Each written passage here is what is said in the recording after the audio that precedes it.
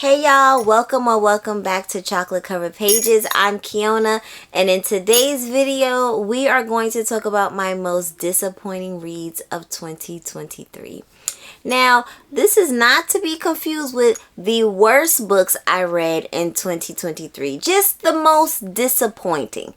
I didn't like these either, but these are definitely the most the ones that I had high hopes for, and I was just kind of like, oh, okay, these didn't work out for me. So without further ado, let's get into it.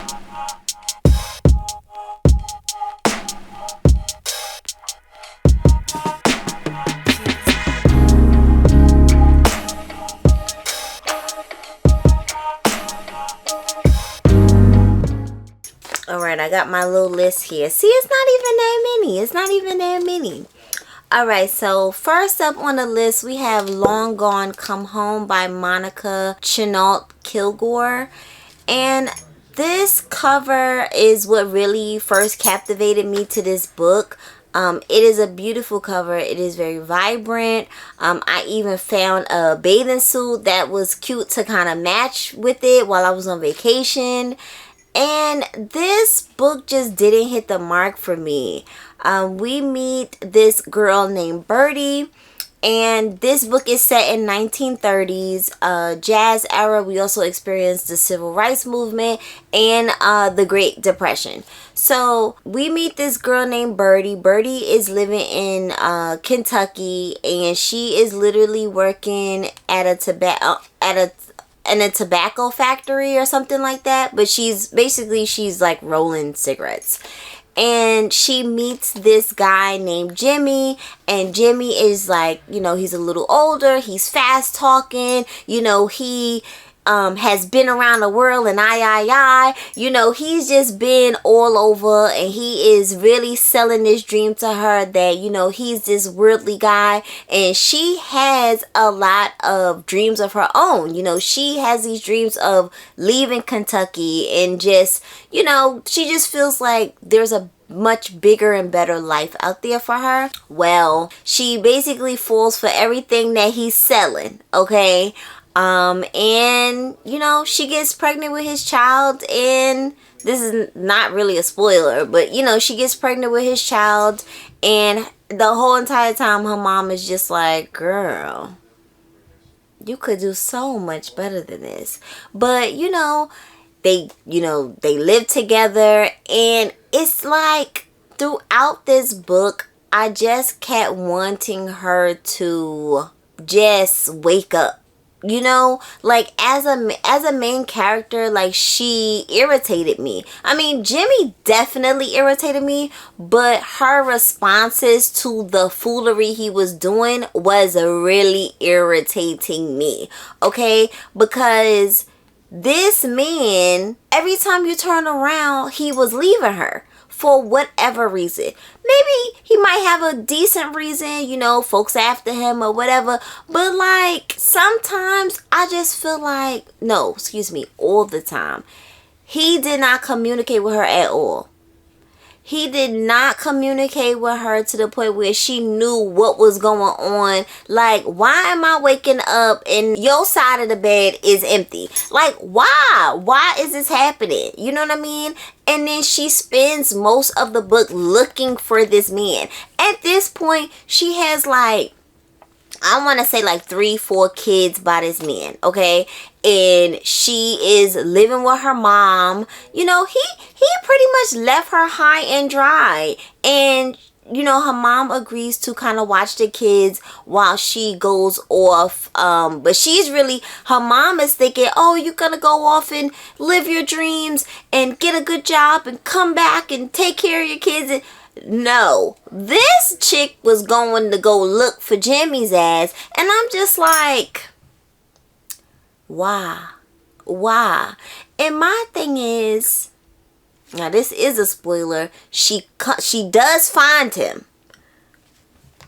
You see, my problem is that when I find you, like, it's gonna be some hands and feet. You know what I mean? Like, how is it you see this man like chilling up. You know, he got on his, you know, hat or whatever. He in the damn, what's those things was? Speakeasy. He in the speakeasy, like stuff is good. Like he don't got a whole bunch of kids at home and a wife. Well, he thought his wife was at home. But it's just like, you just out here living life, huh? I'm telling you, something would have, like, crack a bottle or something. Like, say something to this man to let him know, like, it is not okay. Like, this type of behavior is not okay. Like, I just feel like she just gave him so many chances, and it just makes me think of the damn title, like, long gone, come home. Long gone, come home to your damn kids. Come home to your kids, okay? You have been gone for a very long time, Birdie, and I need you to get home to your kids. Maybe Jimmy is just like, whatever, but like, at the end of the day, you need to be home with your kids. You can't just, both of y'all just out in the world just living life. You know what I mean? You chasing after him. He chasing after, you know, money or whatever. Like, I just feel like he just continued to let her down over and over. And then towards the end, it just turned into something that I was just like, what are we even reading right? Like, what is going on? What is going on right now? Like, you know, when you're reading a book and you could tell it's past its prime. Like, you could just tell, like, okay, this book should have ended 3 chapters ago. When this happened, that's when the book should have ended. And it just felt like the book just continued on, and it should not have. You know what I mean? I'm all worked up, y'all. I was getting irate. Like, maybe I should have put that one on the worst. I don't know. But it wasn't written terribly. It was just very disappointing. And you know what? I'm not even like giving it a bad rating because of the choices that the character made, because, you know, we're gonna read about characters that make bad choices all the time. My problem is, like, it all felt like it was for nothing in the end, if that makes sense. And I just have such a big problem when it just feels like, what was this all for? Like, did she learn anything? Like, what? Anyway, let's move on, y'all.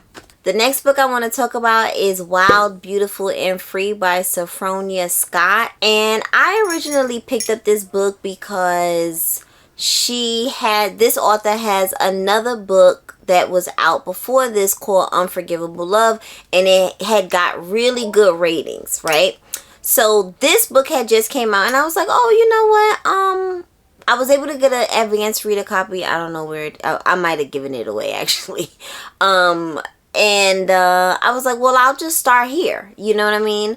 And this book is about a girl named Jeanette. This is a historical fiction, by the way. It's about a girl named Jeanette, and she is the child of an enslaved woman and a Louisiana plantation owner. So when the Louisiana plantation owner ends up passing away, the wife of this plantation owner is like, okay, well, I'm not keeping you, and she immediately sells her. You know, Jeanette had actually a good relationship with her white half sister that was also living in a house with them, but the mom ended up selling Jeanette to another plantation, and the book kind of takes off from there, just kind of, you know, Jeanette just pretty much just being enslaved until eventually she ends up escaping at some point, and she ends up going to Ohio, where she you know, begins doing a job as a teacher, and she meets this white man and she falls in love with him. This is all in the synopsis, and this is all pretty much that happens in the book. What I will say is that the beginning of this book is very good. You know, it's very captivating. It very much keeps your attention span. But I feel like the second half of this book feels very disjointed. Like, I was bored, you know. It turned into kind of one of those, like, just like day to day, you know, just her. It was like she really took a backseat as the main character during the second half of this book. And it just became about, are her and this white man gonna get together or not?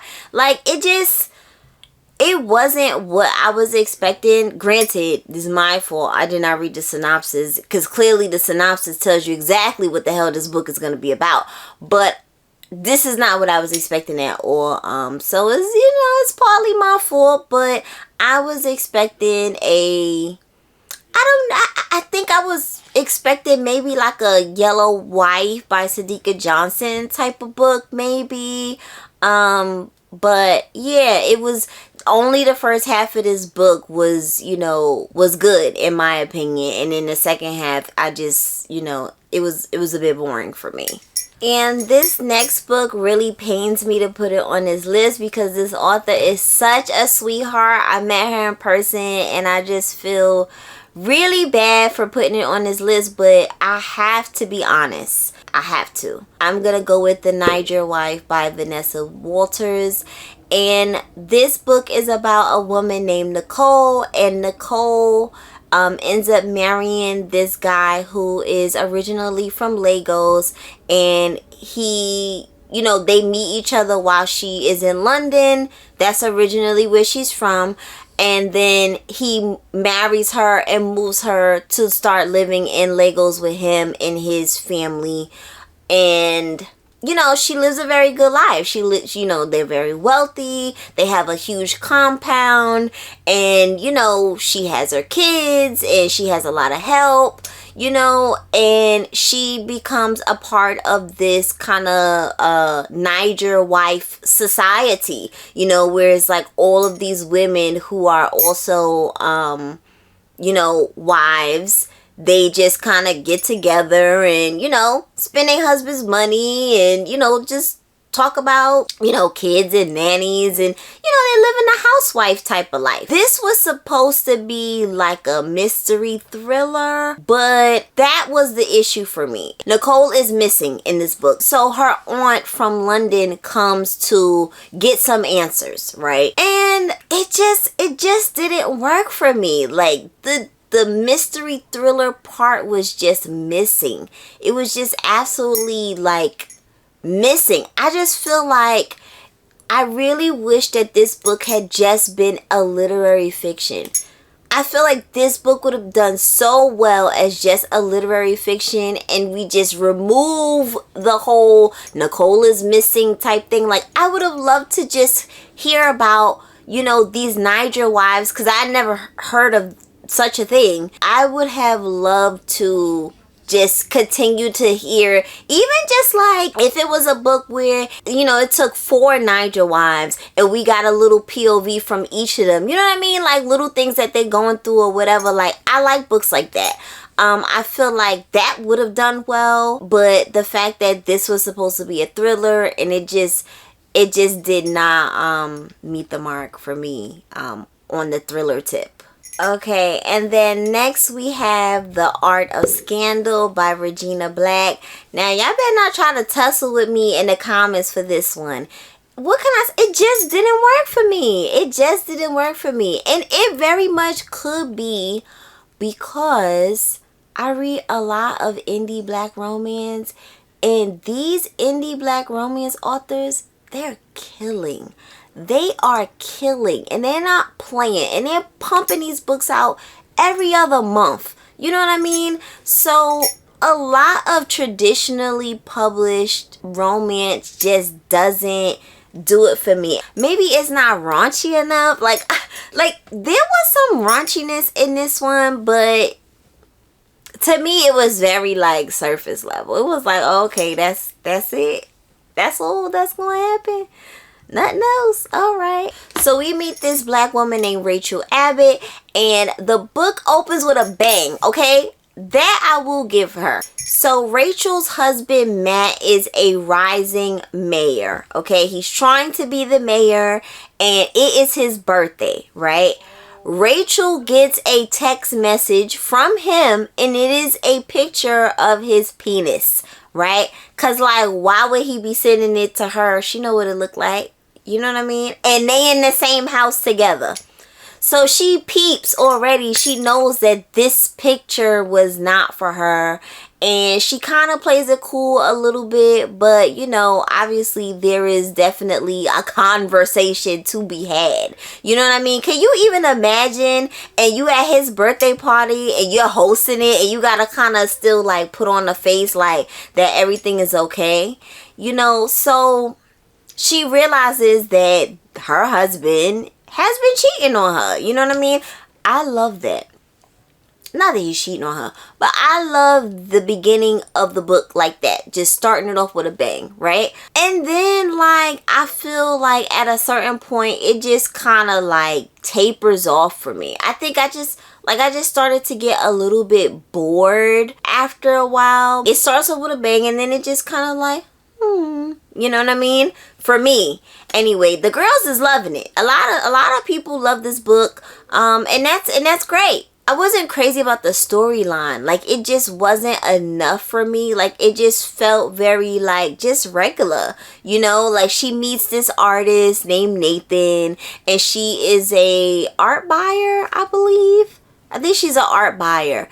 And she ends up meeting Nathan, who's this young, hot black guy. And, of course, she's, you know, cheating. She starts, you know, having a little thing with him. But what happens is when her husband, you know, admits to, you okay, yeah, you right about that picture. Like, I was like, you know, I was wilding for sending that picture, you know, but I still need you though. I still need you to be my wife because I'm trying to be mayor. I don't want to, you know, mess nothing up. So she was like, okay, cool. Well, I'm going to need some bread for that. You know, and I like that part as well. Very cool. But then, you know, she meets this young, hot artist named Nathan. And then things start to get a little slippery because she want to do things with Nathan, but she's supposed to still be like this, you know, wife or whatever. But it's still kind of like, but I don't want to be faithful to him because he been cheating on me this whole time, and like, I want to have Nathan. Why can't I have Nathan? You know what I mean? And then Nathan, he has his own feelings about the situation because he's falling for this older woman. She hot and whatever, so he wants to, you know, partake. I just wanted more out of the storyline. I didn't hate it.